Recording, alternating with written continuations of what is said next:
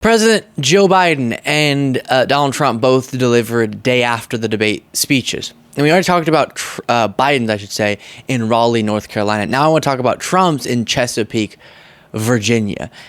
And before getting into any of these wild clips, John Ralston summarized nicely what we're about to get into by saying in sort of humorous quotes, as if it's directed at Trump, "Sir, all the media are talking about how bad Biden was last night and surfacing chatter of replacing him. I think you should do a rally today and say even more than your usual allotment of insane stuff to try to get the focus back on you." And that does seem to be what Trump was trying to do here, going into so many confused rants and his normal bizarre tangents and indicating a profound lack of understanding about multiple different things, to the point where I have some good examples of him being brutally mocked over some of these clips. Before getting into that, interestingly enough, this comes in stark contrast to Biden's day after the debate speech in Raleigh. We talked about that in a past segment, as I said, and that's the segment where I discussed the debate itself, so you can check that out if you're interested in my thoughts on it. Obviously, undeniably, Biden had an extremely poor performance, and the concern about that is perfectly justified. He then comes out in Raleigh, and I wish he had brought this energy to the debate, and was shot out of a cannon, really great moment. And this contrast against the Trump speech is a fascinating comparison. But as a reminder of one of the moments from this, you have Biden saying, "And I know how to do this job. I know how to get things done. And I know, like millions of Americans know, when you get knocked down, you get back up." Where was this Biden last night? But good to see it there.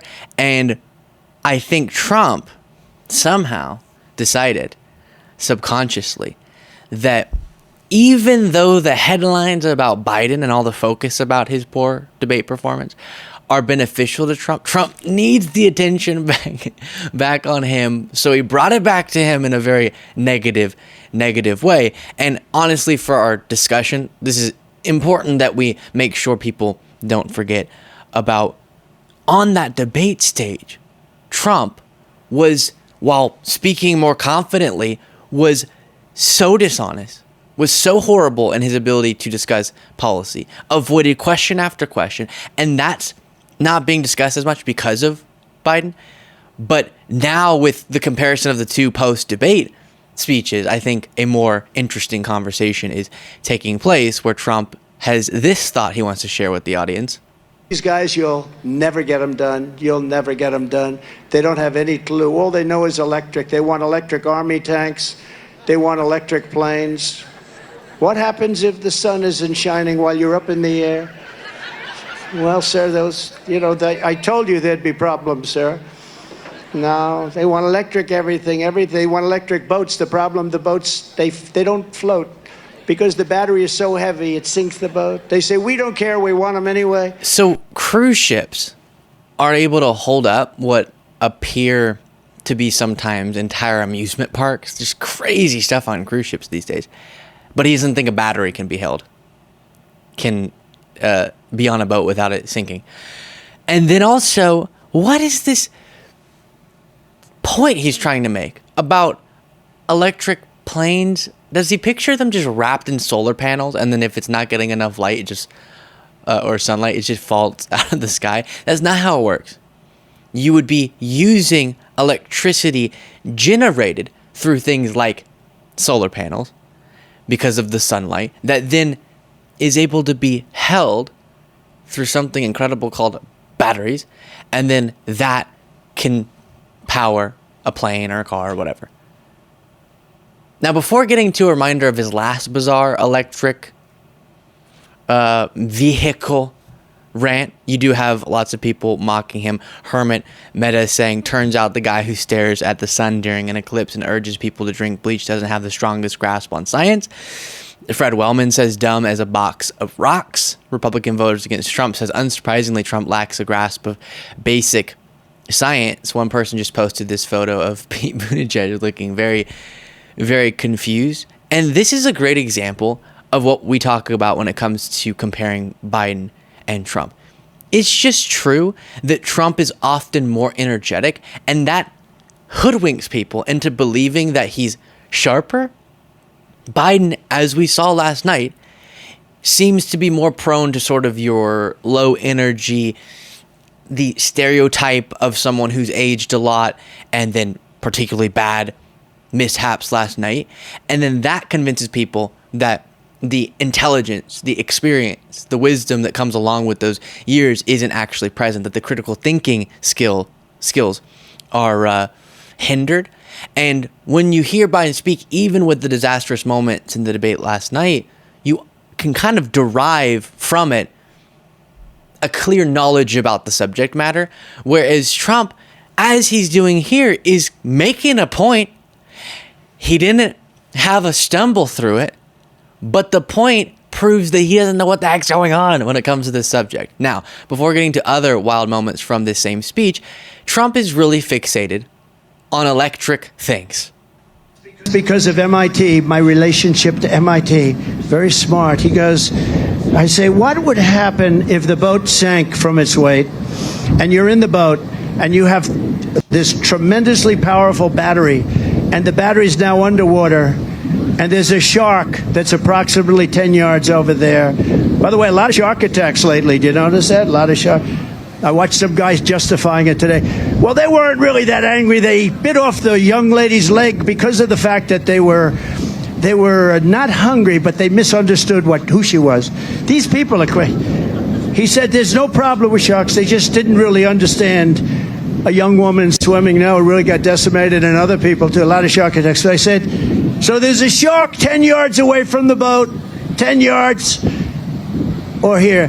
Do I get electrocuted? If the boat is sinking, water goes over the battery, the boat is sinking. Do I stay on top of the boat and get electrocuted?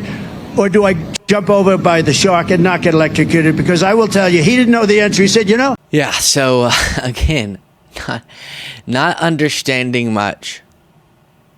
For example, that the boats he's, I guess, okay with also have batteries in them.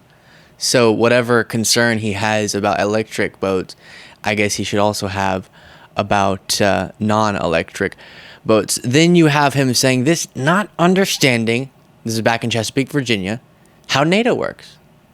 Then I came in and I didn't make a speech. I just said, these guys aren't paying their bills. They're not paying their bills. I don't want to make a speech until they pay their bills. But they asked me, will you defend us if we don't pay? I said, no, I will not defend you. We're not stupid anymore. Right. Article 5 of the treaty does not stipulate that a certain amount of money has to be coming in for it to apply, and this is a wild violation of our dedication to this organization. And also, he doesn't understand that we're not being paid bills by NATO member countries, as we went through in details. You do have the, whatever it's called, NATO security something program, where they do make investments to fund just certain bases or fund different things. That's a little sliver of what we're talking about when it comes to the broader conversation about funding. And he's been confused because there are discussions about countries need to be paying more, not to the United States or into NATO, but on their own national defense.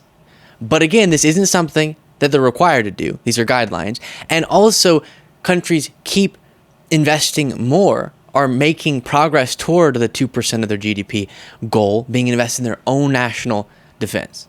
So there aren't outstanding bills. It's just we want people to invest in their own national defense on the best military technology so that NATO is as strong as possible. But to say that you're not doing arbitrarily where Trump thinks you should be in terms of those investments, but I don't think he actually thinks that, but he's saying that then we wouldn't defend you, is deranged. And I don't think he understands that when the discussions are being had about people not paying enough, it's not to NATO or to the United States or something. These aren't outstanding bills. He says they're delinquent. It's not that.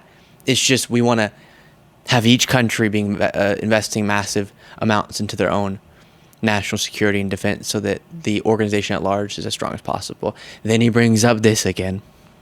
Silence of the Lamb. The press always says, why does he ramble about silence of the Lamb? The late, great Hannibal Lecter, he'd like to have you over for dinner. Did you ever? Don't do it. If he suggests, I'd like to have you for dinner, don't go.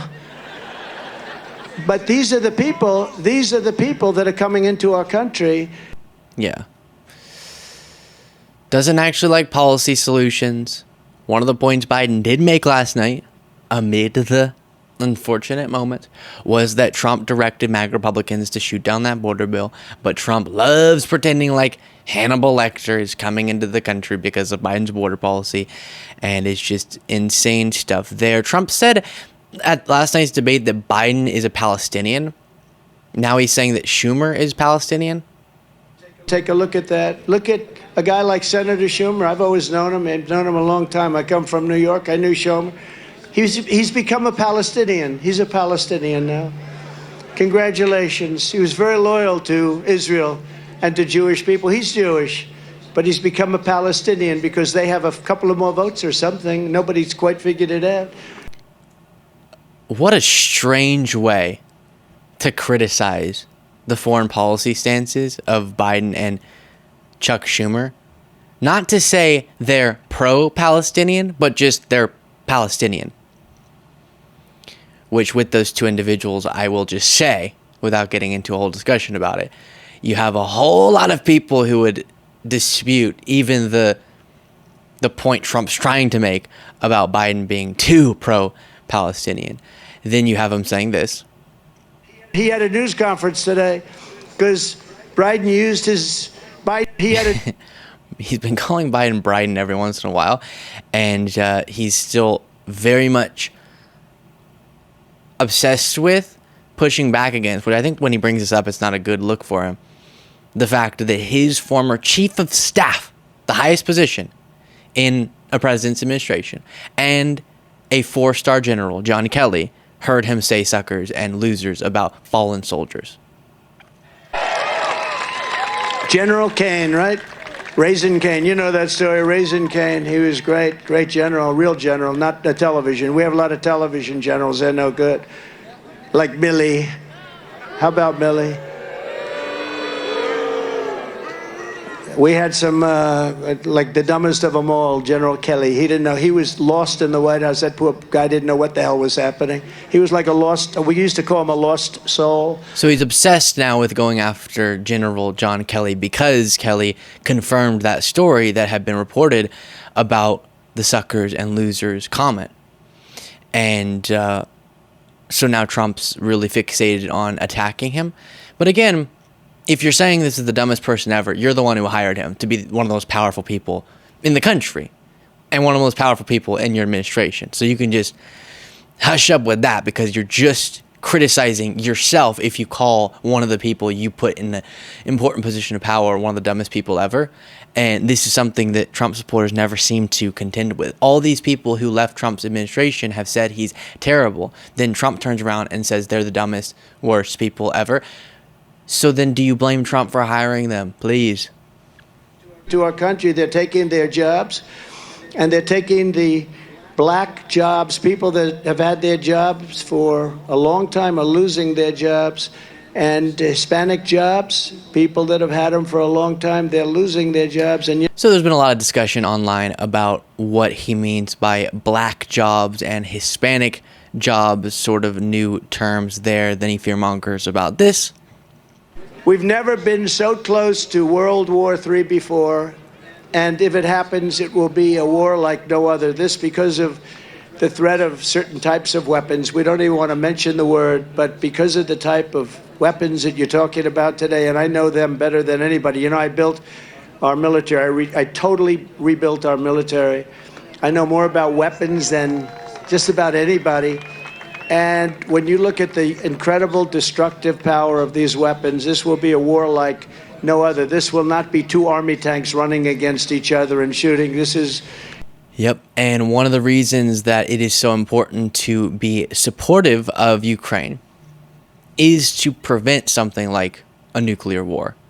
As Biden reiterated last night over and over again, you don't want to allow Russia to be emboldened to go further past Ukraine, both because of the sovereignty of Ukraine and going further would denote the taking over of Ukraine. But then also, that could cause a further sort of more global war, a World War III, because of the NATO alliance. So something Trump was very wishy-washy on last night. Biden did ask him directly, what are you going to do with NATO? Are you going to pull out? And Trump just sort of, I don't know. I'll leave it there. Let me know what you thought of that speech. And if you want to get the extra bonus show daily, you can do so by clicking the join button below.